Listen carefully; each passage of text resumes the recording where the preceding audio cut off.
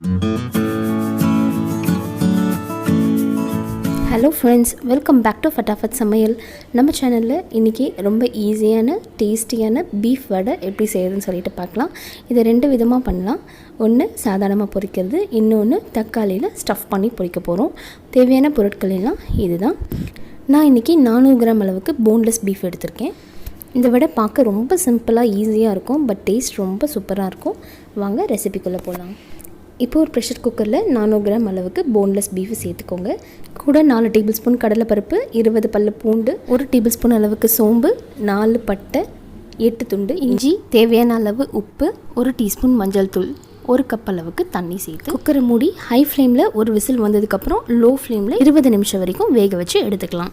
பாருங்கள், கறியும் வெந்துடுச்சு, தண்ணியும் நல்லா வற்றிடுச்சு. இப்போ இதை நல்லா ஆறுனதுக்கப்புறம் ஒரு மிக்ஸி ஜாரில் அதை ட்ரான்ஸ்ஃபர் பண்ணிவிடுங்க. இப்போ இது கூட 4 பச்சை மிளகாவை சேர்த்து அரைச்சி எடுத்துக்கலாம். நல்லா சூப்பராக அரைஞ்சிருச்சு. இப்போ இது கூட எடுத்து வச்சுருக்க 2 கைப்பிடி அளவுக்கு மல்லித்தழையை அதில் சேர்த்து அதையும் சேர்த்து அரைச்சிட்டு வந்துடலாம். இந்த வடைக்கு ஹைலைட்டே இந்த மல்லித்தழை தான். அதனுடைய ஃப்ளேவர் ரொம்ப சூப்பராக இருக்கும். இப்போ பாருங்கள், நல்லா அரைஞ்சிடுச்சு. இப்போ அரைச்சி வச்சுருக்கிற மிக்ஸ்லேருந்து ஒரு எலுமிச்சம்பழம் சைஸ் எடுத்து அதை உள்ளங்கையில் இந்த மாதிரி ஃப்ளாட்டாக தட்டிக்கலாம். நல்லா வடை போடுற மாதிரி, மசால் வடை போடுற மாதிரி ஃப்ளாட்டாக தட்டி எடுத்துக்கலாம். இதே மாதிரி எல்லாத்தையுமே ஷேப் பண்ணி வச்சிடலாம். உங்களுக்கு ஷேப் வரல அப்படின்னாக்கா கொஞ்சமாக தண்ணி இந்த மாதிரி கையில் தொட்டு ஓரங்களை ஷேப் பண்ணிக்கோங்க. ரொம்ப மொத்தமாகவும் இல்லாமல் ரொம்ப மெல்லிசாகவும் இல்லாமல் திட்டமான மீடியம் சைஸ்க்கு தட்டி எடுத்துக்கலாம். இப்போ ஒரு பேனில் ஷாலோ ஃப்ரை பண்ணுற அளவுக்கு எண்ணெய் சேர்த்து எண்ணெய் சூடானதும் அதில் தட்டி வச்சுருக்கிற வடையெல்லாம் சேர்த்துடலாம். லோ ஃப்ளேமில் வேக வச்சுக்கலாம். 1 நிமிஷத்தில் டக்குன்னு வெந்துடும். உடனே திருப்பி போட்டுக்கோங்க. ரொம்ப நேரம் குக் பண்ண வேணாம், அப்புறம் ஓவர் குக் ஆகிடும். மேக்ஸிமம் இந்த வடை 3 நிமிஷத்தில் ரெடி ஆகிடும். பாருங்கள் எவ்வளோ சூப்பராக ரெடி ஆகிடுச்சு அப்படின்னு சொல்லிட்டு. இதனுடைய இன்க்ரீடியன்ஸ் எல்லாமே நம்ம ஆல்ரெடி குக் பண்ணி போடுறதால சீக்கிரமாக அந்த கோல்டன் ப்ரௌன் வந்துடும், கிறிஸ்ப்னஸும் சூப்பராக வந்துடும் உடனேயுமே. அவ்வளோதான், நம்மளுடைய பீஃப் வடை ரெடி ஆகிடுச்சு. இதை பீஃப் பேட்டிஸ்ன்னு கூட சொல்லுவாங்க. இதை பர்கருக்கு நடுவில் வச்சு சாப்பிட்டா ரொம்ப நல்லாயிருக்கும்.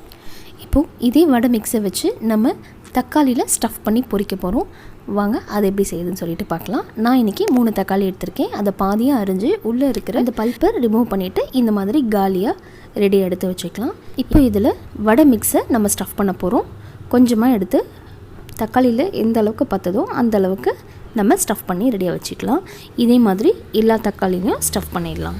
அவ்வளோதான், நம்ம ஸ்டஃப் பண்ணியாச்சு. ரொம்ப சூப்பராக. இப்போ இதை அதே மாதிரி ஷாலோ ஃப்ரை பண்ணிடலாம். எண்ணெய் சூடானதும் ஸ்டஃப் பண்ணி வச்சுருக்கிறது இந்த மாதிரி வடை பக்கமாக திருப்பி போட்டுக்கலாம். ஃபஸ்ட்டு ஒரு 1 மினிட்டில் ஃப்ரை ஆகிடும். 1 நிமிஷத்துக்கு அப்புறம் திருப்பி போட்டுக்கலாம் எல்லாத்தையுமே.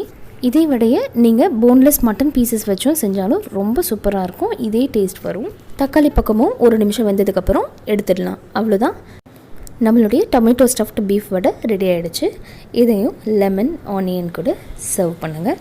ரொம்ப சூப்பராக இருக்கும். அதில் பீஃபில் செஞ்சதுன்னு நம்மளால் ஐடென்டிஃபை பண்ணவே முடியாது. அந்தளவுக்கு ரொம்ப சூப்பராக கிறிஸ்பியாக உள்ளர சாஃப்ட் அண்ட் ஜூஸியாக நல்லாயிருக்கும். ட்ரை பண்ணி பார்த்துட்டு எப்படி இருந்துச்சுன்னு சொல்லிவிட்டு கமெண்ட் செக்ஷனில் சொல்லுங்கள். ஃபட்டாஃபட் சமையலுக்கு சப்ஸ்கிரைப் பண்ணுங்கள், லைக் பண்ணுங்கள், ஷேர் பண்ணுங்கள். தேங்க்யூ.